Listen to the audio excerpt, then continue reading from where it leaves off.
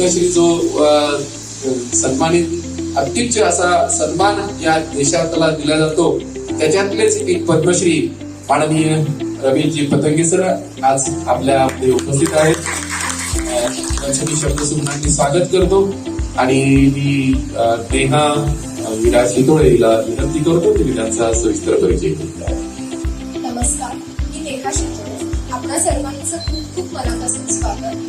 आदरणीय रमेशजी पतंगे यांचं कौतुक करावं आणि परिचय करावा तितकं खूपच कमी आहे. अगदी पप्पांनी सांगितल्याप्रमाणे आपल्या सर्वसामान्य लोकांमध्ये राहून अतिशय उल्लेखनीय कामगिरी करणाऱ्यांना पद्मश्री पुरस्कार, जो भारताचा सर्वोच्च नागरी पुरस्कारांमध्ये 4थ्या क्रमांकाचा पुरस्कार मानला जातो, असा पद्मश्री पुरस्कार 2023 मध्ये माननीय राष्ट्रपती भारत सरकार यांच्या हस्ते रमेशजी पतंगेंना मिळाला.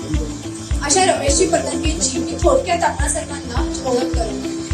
त्यांनी अतिशय उल्लेखनीय लेखन केलेलं आहे. संपूर्ण जगातील संविधान, त्याचप्रमाणे भारतीय संविधानाबद्दल त्यांची अनेकशी पुस्तके प्रकाशित आहेत. मी, मधु आणि संघ हे त्यांचं पुस्तक हिंदी, इंग्लिश आणि अशा अनेक भाषांमध्ये अनुवादित सुद्धा केलेले आहेत. त्यांची पुस्तके सध्या प्रकाशित आहेत. अशा रमेशजी पतंगेंचं मी आपल्या सर्वांच्या कुटुंबात आपल्या सर्वांशी ते आज खास करून गप्पा गोष्टी करण्यासाठी आले.